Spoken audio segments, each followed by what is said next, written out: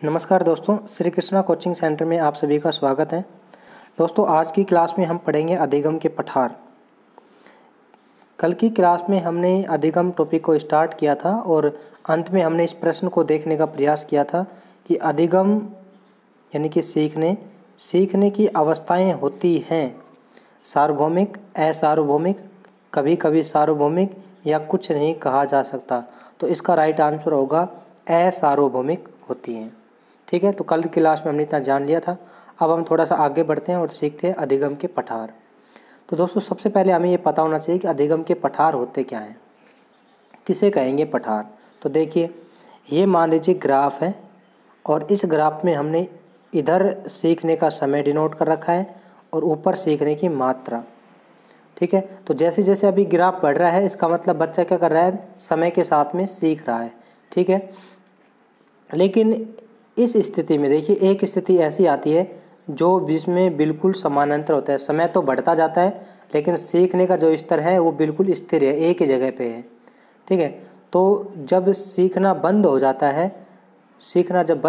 तो इसे अधिगम का पठार कहा जाता है। ठीक है, उसके बाद में फिर देखिए आगे जैसे जैसे समय बढ़ता है उधर सीखने की जो मात्रा है उसमें वृद्धि होती जाती है।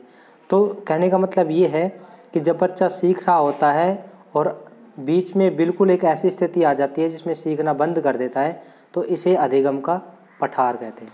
अब ये अधिगम का पठार आता क्यों है, इसके क्या कारण हैं, इसके भी हम बात कर लेते हैं। आपसे प्रश्न पूछा जा सकता है कि निम्न में से अधिगम के पठार के क्या कारण हैं या निम्न में से अधिगम पठार के कारण नहीं है, इस प्रकार से प्रश्न आ सकता है। तो देखिए, बिंदु परिवर्तन यानी कि जब भी हम कोई टॉपिक पढ़ा रहे हैं, है ना, और वो टॉपिक बच्चों के अच्छे से समझ में आ रहा है, हम दूसरे दिन आएंगे और अचानक उस टॉपिक को चेंज कर देंगे। अगर उस टॉपिक को हमने परिवर्तित कर दिया तो नए टॉपिक में जल्दी से वो बच्चा एडजस्टमेंट समायोजन नहीं कर पाएगा, अतः कुछ समय के लिए उसका जो सीखना है वो बंद हो जाएगा। वहाँ पर अधिगम का पठार बन सकता है। दूसरा, विषय वस्तु की प्रकृति, है ना। विषय वस्तु की प्रकृति भी डिपेंड करती है कि देखा होगा कि आपने जब सरल सब्जेक्ट आते हैं तो बच्चा इंटरेस्ट के साथ में पढ़ता है, लेकिन जैसे टफ सब्जेक्ट आते हैं तो वहाँ पर जो विषय वस्तु अगर टफ आ गई थोड़ी सी तो वहाँ पर उनके जो पढ़ने में विचलित हो जाते हैं या पढ़ना रुक जाता है, इसे अधिगम का पठार कहा जाता है। ठीक है, शिक्षक का व्यवहार भी कहीं ना कहीं अधिगम के पठार को बढ़ावा देता है। इसी प्रकार से अगर शिक्षक की अगर शिक्षण विधि भी सही नहीं होगी तो भी अधिगम का पठार बनेगा। ठीक है, अगर बच्चे को पढ़ने में इंटरेस्ट नहीं होगा, अगर बच्चे की इच्छा नहीं होगी तो भी अधिगम का पठार बनेगा। और सीखने का जो सही टाइम है, अगर वो सही टाइम भी सीखने का नहीं होता है तो भी अधिगम के पठार बनने के चांसेस बढ़ जाते हैं। अब हम आगे बढ़ते हैं थोड़ा सा और सीखते हैं अधिगम के वक्र। दोस्तों, अधिगम के मुख्य रूप से 4 वक्र होते हैं, 4 प्रकार के वक्र होते हैं। इन चारों को हम एक एक करके पढ़ेंगे। अगर आप हेडिंग लगा सकते हैं अधिगम के वक्र। दोस्तों, अगर आप लिख रहे हैं, नोट्स बना रहे हैं तो हेडिंग लगा लीजिए। अदरवाइज आप लिखाए जो ये नोट्स हैं, कंप्लीट नोट्स, ये आप हमारे टेलीग्राम ग्रुप को ज्वाइन करके प्राप्त कर सकते हैं। और कंप्लीट साइकोलॉजी की जो PDF है वो आपको एक साथ ही प्रोवाइड की जाएगी। यानी कि कई बार क्या है, अपन टुकड़ों में प्रोवाइड कराते हैं तो अपन उसको संकलित नहीं कर पाते हैं एक जगह पे। तो हमने ये प्रयास किया कि रीट के जितने भी नोट्स हैं, चाहे वो SST के हैं, तो यूनिट वार जो टॉपिक दिए गए हैं तो वो आपको एक पूरी जो यूनिट है वो एक बार में ही प्रोवाइड की जाएगी ताकि आप उनका अच्छे से संकलन कर सको, पढ़ सको। ठीक है दोस्तों, अब आगे बढ़ते हैं अपन। सीखने वाले सभी बालकों का अधिगम, सीखने वाले सभी बालकों का सीखने से संबंधित परिणाम सदैव एक समान नहीं होता है। यानी प्रत्येक व्यक्ति में सीखने की विशेषताएं अलग अलग होती है, भिन्न भिन्न होती हैं। इसके सीखने की उपलब्धियों को यदि ग्राफ या रेखा चित्र से दर्शाया जाता है तो प्राप्त होने वाले रेखा चित्र को अधिगम वक्र कहा जाता है। अधिगम वक्र 4 प्रकार के होते हैं, ये आपको थोड़ा सा ध्यान रखना है। अधिगम वक्र कितने प्रकार के होते हैं? 4 प्रकार के होते हैं। कौन कौन से होते हैं अभी बात करते हैं। देखिए, पहला इसमें जो अधिगम वक्र है वो है धनात्मक या सकारात्मक अधिगम वक्र। जब बालक प्रारंभ में मंद गति से सीखता है एवं बाद में उसके सीखने की गति यदि तीव्र हो जाती है तो यहाँ प्राप्त होने वाला अधिगम वक्र धनात्मक या सकारात्मक या पॉजिटिव होगा। दोस्तों, इस बात को और भी ध्यान रखना है आपको कि जो सकारात्मक या धनात्मक अधिगम वक्र होता है वो सबसे उत्तम प्रकार का होता है, अर्थात सर्वोत्तम प्रकार का अधिगम वक्र होता है। ठीक है। इसे क्या कहा जाता है, इसे उन्नोत्तर भी कहा जाता है। अभी बात करेंगे अपन। देखिए ये जो वक्र है इसमें पहले तो बच्चा मंद गति से सीख रहा है, उसके बाद में तीव्र गति से सीख रहा है, ठीक है, यानी कि ऊंचाई की ओर बढ़ रहा है, उन्नति की ओर बढ़ रहा है। अतः इसको क्या कहते हैं, उन्नतोदर सकारात्मक वक्र कहते हैं, ठीक है। उन्नतोदर वक्र कहते हैं या सकारात्मक वक्र भी कहते हैं। पॉजिटिव होता है क्योंकि बढ़ रहा है ना। दर का बढ़ना या उन्नत होना क्या कहलाता है, उन्नतोदर कहलाता है। तो आपको ये समझ में आया होगा। धनात्मक वक्र में क्या होता है, बच्चा प्रारंभ में तो मंद गति से सीखता है और बाद में सीखने की गति क्या हो जाती है, तीव्र हो जाती है, ठीक है। और ये सबसे सर्वोत्तम प्रकार का अधिगम वक्र है, इस बात को भी ध्यान रखना है, ठीक है फ्रेंड्स। अब आगे बढ़ते हैं। दूसरा है ऋणात्मक या नकारात्मक अधिगम वक्र। इसमें जस्ट अपोजिट हो जाएगा कि बालक प्रारंभ में तो कैसा तेज सीख रहा होता है और बाद में उसके सीखने की गति कैसी हो जाती है, मंदी पड़ जाती है ना, धीमी हो जाती है। और यहाँ पर प्राप्त होने वाला जो अधिगम वक्र होता है वो नेगेटिव, ऋणात्मक या नकारात्मक होता है। डायग्राम में देखिए, प्रारंभ में तो तेज गति से सीख रहा है लेकिन बाद में समय के साथ साथ में वो सीखने में कमी होती जा रही है। अतः इस प्रकार का जो अधिगम वक्र है वो नकारात्मक होता है। इसे नतोदर भी कहा जाता है। नतोदर का मतलब होता है दर का कम होना या दर का झुकना, ठीक है। तो इस प्रकार से आप इनको समझ सकते हैं। आगे बढ़ते हैं और तीसरा प्रकार देखते हैं। तीसरा जो प्रकार है अधिगम वक्र का वो है सरल रेखीय या ऋजु कोणीय अधिगम वक्र। जब कोई बालक प्रारंभ से लेकर अंत तक एक समान गति से सीखता है तो यहाँ होने वाला जो अधिगम वक्र है वो सरल रेखीय होता है, जिसे अपन ऋजु कोणीय अधिगम वक्र कहते हैं। तो देख सकते हैं आप समय के साथ साथ में क्या होता जा रहा है, बढ़ता जा रहा है। तो इस प्रकार के अधिगम वक्र को अपन सरल रेखीय अधिगम वक्र या ऋजु कोणीय अधिगम वक्र कहते हैं। और चौथा जो प्रकार है वो है एस या यू आकार का अधिगम वक्र। जब एक बालक के सीखने की मात्रा में बार बार उतार चढ़ाव आता रहता है तो यहाँ प्राप्त होने वाला अधिगम वक्र अंग्रेजी के एस आकार का या यू आकार का होता है।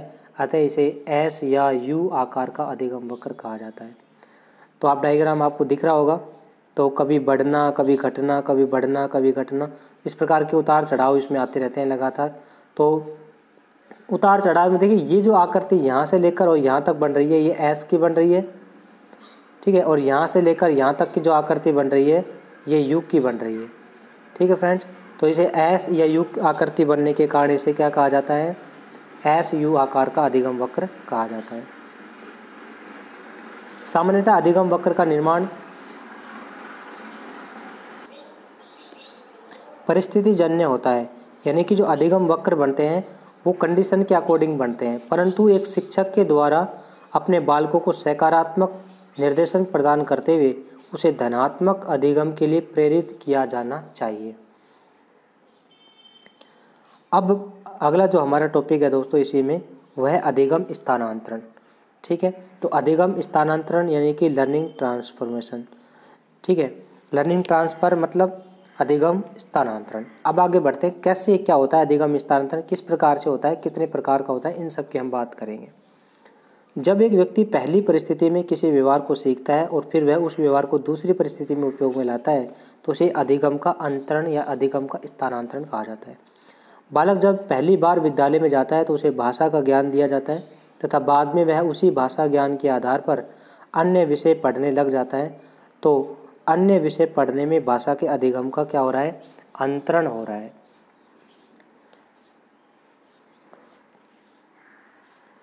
कोल सैनिक के अनुसार अब देखते हैं। कोल सैनिक के अनुसार परिभाषा, पहली परिस्थिति में प्राप्त ज्ञान, अभियोग्यता एवं कौशल का दूसरी परिस्थिति में उपयोग करना ही अधिगम स्थानांतरण कहलाता है।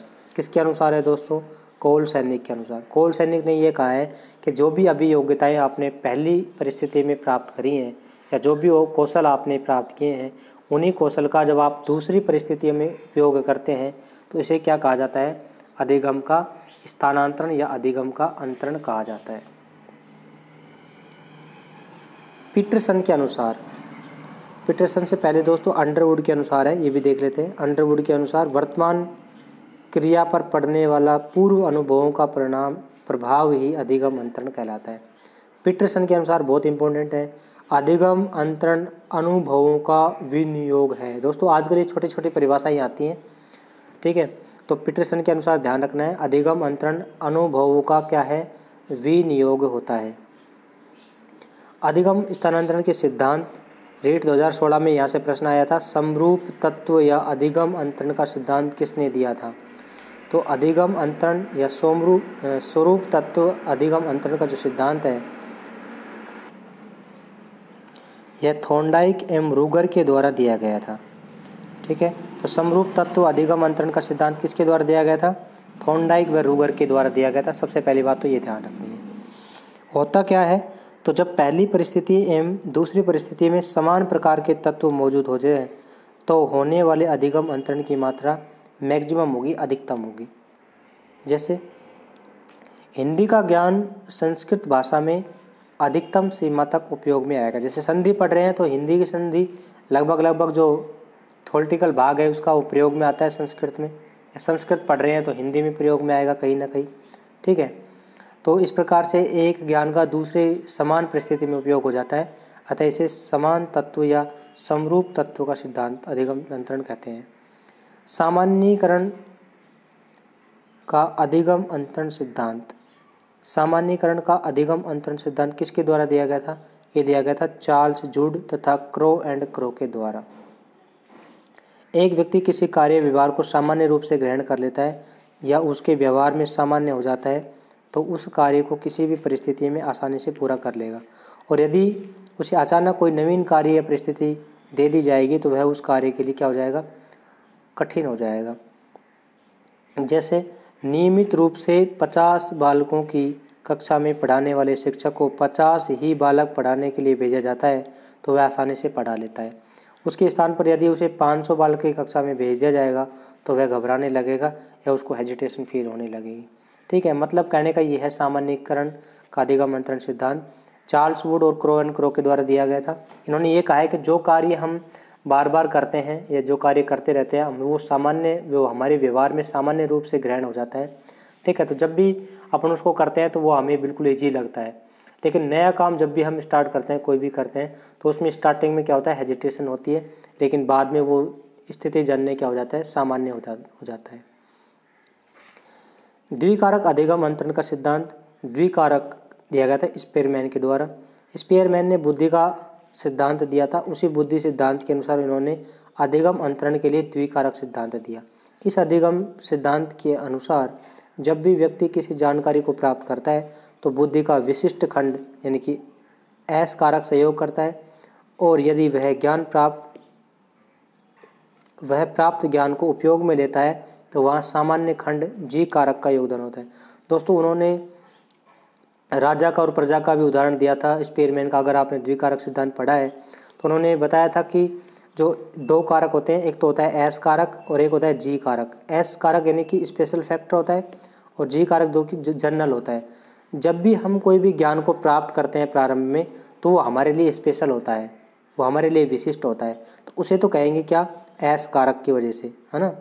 लेकिन उसी काम को हम बार बार यूज कर रहे हैं तो वो हमारे लिए सामान्य हो जाता है, तो फिर वो जी कारक कहलाएगा, यानी कि जनरल फैक्टर हो जाएगा, ठीक है। तो जो भी नई जानकारी प्राप्त हो रही है, जो भी ज्ञान हमें प्राप्त हो रहा है, वो अपने आप में विशिष्ट कारक है।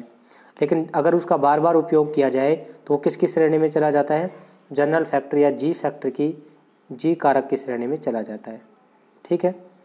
राजा प्रजा का उदाहरण दिया था, ये मैंने नीचे लिख भी रखा है। जिस प्रकार प्रजा सैनिक सभी प्रकार की सूचनाओं को लाकर राजा को देते हैं, उसी प्रकार से एस कारक को प्राप्त करते हैं, एस कारक ज्ञान को प्राप्त करते हैं और जी कारक उसको वितरित करता है। जीवन में कोई भी जानकारी पहले विशिष्ट होती है और उसके बाद में सामान्य बनती है, ठीक है। जैसे 2 का पहाड़ा है, 2 का पहाड़ा दोस्तों स्टार्टिंग में हमें अजीब सा ही लगता था, याद ही नहीं होता था 2 का पहाड़ा, बार बार बुलवाते थे तब आता था, ठीक, वो हमारे लिए विशिष्ट था। लेकिन आज अगर हमें कहा जाए कि बताओ 2 8 कितने होते हैं, तो अपन रैंडमली भी बता सकते हैं, 2 8 16 होते हैं, 2 7 14 होते हैं, बता सकते हैं। दूसरा एग्जाम्पल बारात का दुल्हा, है ना, ये एग्जाम्पल भी सही है, क्योंकि बारात का दुल्हा जब प्रारंभ में जाता है तो लोग वह क्या करते हैं, उसको देखते हैं भी कैसा क्या आया, सब स्पेशल देखने के जाते हैं, अधिकांश महिलाएं जाती हैं। लेकिन बाद में जब दोबारा, तिबारा, चौथी बार, पांचवी बार या 2-4 साल बाद में अगर वो बार बार आता रहता है तो क्या हो जाता है, कोई देखने जाता है स्पेशल, कोई देखने के लिए नहीं जाता है। स्टार्टिंग में वो सबके लिए विशिष्ट होता है क्योंकि उसको पहली बार देख रहे हैं, और जब उनको बार बार डेली देख लेते हैं क्या हो जाता है, वो सामान्य हो जाता है, जनरल हो जाता है। ठीक है फ्रेंड्स, आगे बढ़ते हैं अपन। समग्रता का या अधिगम अंतरण का सिद्धांत। समग्रता का अधिगम अंतरण सिद्धांत ये दिया गया था कोहलर के द्वारा। कोहलर द्वारा दिए गए सिद्धांत में स्पष्ट किया गया कि कोई भी बालक या व्यक्ति जब पहली परिस्थिति में प्राप्त ज्ञान या समझ का दूसरी परिस्थिति में उपयोग करना चाहता है तो पहली आवश्यकता यह है कि ज्ञान उसमें कैसा हो, पूर्ण हो। साथ ही उस ज्ञान को अगली परिस्थिति में उपयोग में लाने के लिए क्या होने चाहिए, सूझ होनी चाहिए। ठीक है, आगे बढ़ते हैं। मूल्यों के अभिज्ञान का सिद्धांत। दोस्तों अधिकांश तो हमें ये पूछा जाता है डायरेक्ट कि ये सिद्धांत किसने दिया है, मूल्यों के अभिज्ञान का सिद्धांत किसने दिया, तो हमें ध्यान रखना है बागले के द्वारा दिया गया है। ठीक है, बागले के अनुसार व्यक्ति के गुणों में से कुछ गुण ऐसे होते हैं जो कि उसके आदर्श बन जाते हैं और केवल आदर्श गुणों का ही अंतरण आसानी से हो पाता है। ऐसा कहने भी वाले कौन थे, बागले थे। जैसे एक शिक्षक नियमित रूप से गणित विषय पढ़ाता है और यदि वह शिक्षक बालकों को गणित ही पढ़ाएगा तो बालक अच्छे से इंटरेस्ट लेते हैं, रुचि लेते हैं। यदि वह शिक्षक सामाजिक विज्ञान पढ़ाना शुरू कर दे तो बालक उससे सीखना क्या करेंगे, पसंद नहीं करेंगे। ठीक है, क्योंकि उस शिक्षक के आदर्श गुण गणित पढ़ाने में है और हमेशा केवल आदर्श गुणों का ही क्या होता है, अंतरण होता है। ठीक है फ्रेंड्स, तो ये थे आपके क्या अधिगम अंतरण के कुछ सिद्धांत थे। मैं एक बार से रिपीट कर देता हूँ, जो हमारे काम की बात है केवल उनकी बात करता हूँ। सबसे पहली बात, समरूप तत्व अधिगम अंतरण का सिद्धांत किसने दिया, तो हम बताएंगे थॉर्नडाइक एम रूगर के द्वारा। ठीक है, दूसरा जो सिद्धांत था वो था सामान्यीकरण का अधिगम अंतरण सिद्धांत। सामान्यीकरण का अधिगम अंतरण सिद्धांत दिया था चार्ल्स जुड और क्रो एंड क्रो के द्वारा। तीसरा जो हमारा सिद्धांत था वो था द्विकारक अधिगम अंतरण सिद्धांत, स्पीयरमैन के द्वारा दिया गया था। और चौथा हमारा जो सिद्धांत था वो था समग्रता का अधिगम अंतरण सिद्धांत, कोहलर के द्वारा दिया गया था। और पांचवा है मूल्यों के अभिज्ञान का सिद्धांत। तो मूल्यों के अभिज्ञान का सिद्धांत बागले के द्वारा दिया गया है। आपके एग्जाम की दृष्टि से बहुत ही इंपॉर्टेंट है दोस्तों ये। ठीक है, आगे हम बात करते हैं अधिगम स्थानांतरण या अधिगम अंतरण के प्रकार। अधिगम अंतरण के मुख्य रूप से 3 प्रकार हैं दोस्तों, सकारात्मक अधिगम अंतरण, नकारात्मक अधिगम अंतरण और शून्य अधिगम अंतरण। चलिए इनको भी अपन देख लेते हैं। तो सबसे पहले अपन देखते हैं पहला, यानी कि सकारात्मक या धनात्मक अधिगम अंतरण। जब व्यक्ति पहली परिस्थिति में प्राप्त ज्ञान अभियोगिता तो दूसरी परिस्थिति में उपयोग में लाता है और वह ज्ञान दूसरी परिस्थिति के कार्यों को करते समय उपयोगी होता है या सहयोग प्रदान करता है, तो यह सकारात्मक अधिगम अंतरण कहलाएगा। उन सभी परिस्थितियों में सकारात्मक अंतरण होगा जिनमें व्यक्ति छोटे से बड़े कार्यों की ओर या न्यूनता से उच्चता की ओर दिशा में गमन करता है। दोस्तों सीधी सी बात ये ध्यान रख ली है कि जब भी हमने पिछली स्थिति में कोई भी कार्य सीखा है, अगर उसी कार्य का दूसरी परिस्थिति में सकारात्मक रूप से अगर अंतरण हो रहा है तो उसे सकारात्मक अधिगम अंतरण कहा जाता है। कुछ सहयोग मिल रहा है दूसरी परिस्थिति में उस ज्ञान का, अगर वो ज्ञान आपकी दूसरी परिस्थिति में यूज हो रहा है तो इसे क्या कहेंगे, सकारात्मक अधिगम अंतरण। ट्रिक क्या है कि वो सभी परिस्थितियाँ जिसमें सकारात्मक अंतरण हो या जिनमें व्यक्ति छोटे कार्य से लेकर बड़े कार्य की ओर जाए या न्यूनता से उच्चता की ओर जाए, उसमें क्या कहलाएगा, सकारात्मक अधिगम अंतरण कहलाएगा। देखिए साइकिल चलाने के बाद में मोटरसाइकिल चलाने में, दोस्तों अगर आपने साइकिल चलाई है तो कम से कम आपने जो उसका बैलेंस है वो बनाना सीख लिया है। हैंडल को किस प्रकार से कितने मोड पर कितने डिग्री पे रोटेट करना है, घुमाना है, वो भी हमें सीख लेते हैं। तो अगर जब बाइक चलाएंगे तो हमें कहीं ना कहीं वो जो ज्ञान है जैसे बैलेंस करना या मोड पे अच्छे से मोड़ना, वो कहीं ना कहीं काम आएगा। तो पहली स्थिति में सीखा गया ज्ञान दूसरी स्थिति में काम आ रहा है, इसलिए सकारात्मक अधिगम अंतरण हो जाएगा ये। ठीक है, जैसे हिंदी का ज्ञान लेने के बाद में संस्कृत का ज्ञान लेने में, तो ये मैंने आपको बता ही दिया है। ठीक है, इसके बाद में नकारात्मक या ऋणात्मक अधिगम अंतरण।